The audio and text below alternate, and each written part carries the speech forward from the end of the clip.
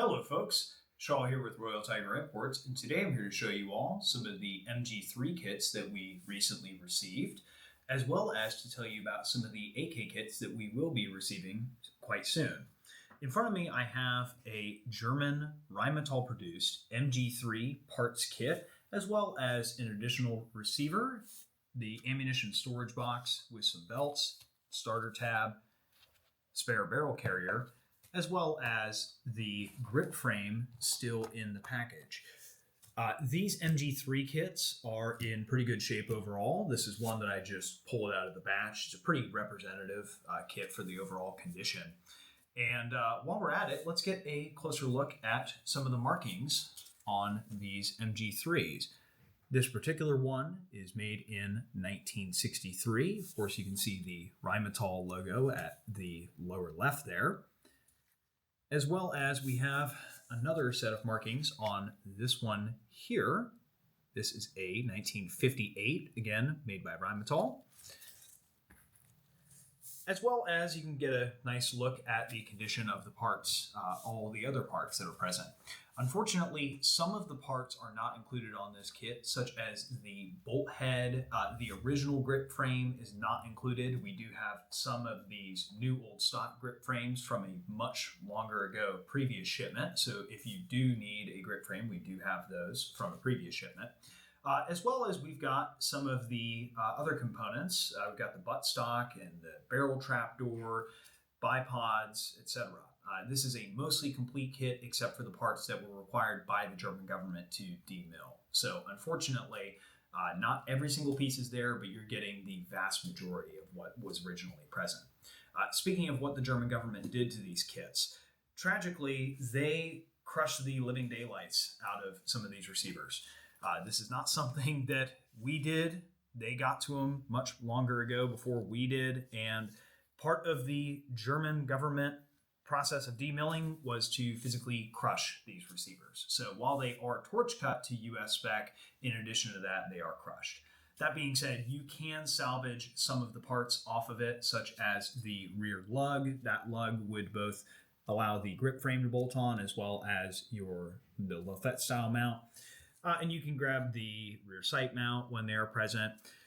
Most of the parts that are on there are salvageable, but the receiver themselves are thoroughly crushed. It is what it is.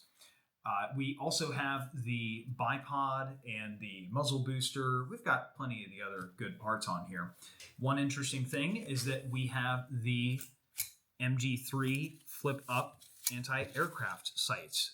Each one of these kits includes one of these, and that is a pretty slick little design compared to the original World War II version. The World War II version of the anti-aircraft sight was a completely removable spider-style sight, and that's easy to lose. You could lose that in the field. They originally would store those in a small pouch, but it's a detachable part. That being said, the MG3 version is more or less permanently bolted to the receiver. It's something that with a small pair of pliers, you can remove the pins and take it off, but it is staying on the gun during combat or during storage, so you can't lose it. It's a nice little product improvement. One last thing I want to cover on these is the feed trays as well as the top covers. Almost all of these kits that I have seen so far have the 0 or O marked. I've seen people call them both ways. Feed cover or feed trays and top covers. That means that they can use both the non-disintegrating DM1 style belts as well as the disintegrating style belts. And let's get a closer look at the top cover here. You can see that that also has the 0 marked feed pole, again indicating its compatibility with disintegrating and non-disintegrating belts. No problem. So that's just a quick look at the MG3 kits that we have.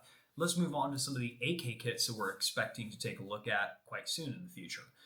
Uli is currently down in Ethiopia taking a look at some of the demilling process on the AK kits that we're expecting to receive from there. It's worth noting that all of them have live barrels, which is fantastic news. That was a fairly recent development in the importing world, where we are now allowed to import, with government permission, of course, live barrels from these AK parts kits. So we're expecting to get Yugoslavian, we'll probably get some Romanian in the future. We're getting in basically a bunch of various European manufacturers. And interesting enough, we're getting in Ethiopian Gafat AKs. These Gafat AKs are most similarly based upon the North Korean Type 68 AK, interesting enough. So without further ado, let's take a look at what Uli has filmed for us down in Ethiopia.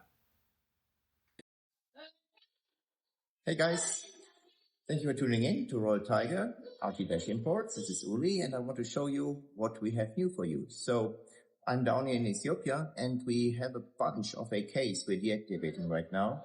These are all kind of different manufacturers. We have Yugo, East German, Polish, Hungarian, we have Bulgarian, all kind of different manufacturers, and including, of course, the Ethiopian Gafat 2 AKs. Let me show you how we do it. Stick around. Over here, we already have the Yugo AKs cut. As you can see, we have the center section of the receivers removed and destroyed here in Ethiopia, but you get the nice stock tanks, you get everything you need to build a semi-auto.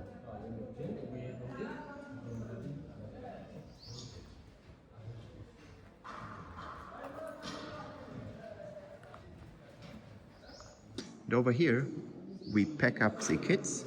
The small parts gets packed up in small bags, and the big parts gets put together in a big bag. And then something like this, already packed up. And some of the bores are really, really beautiful. So we will have them gauged prior to advertising them, and you know exactly what you will be getting in the kit. All right, folks, thank you so much for watching. It was a great chance to take a look at some of these MG3 parts kits that we just got in, as well as some of the AK parts kits, which we're expecting to receive quite soon. Thank you very much for watching. God bless.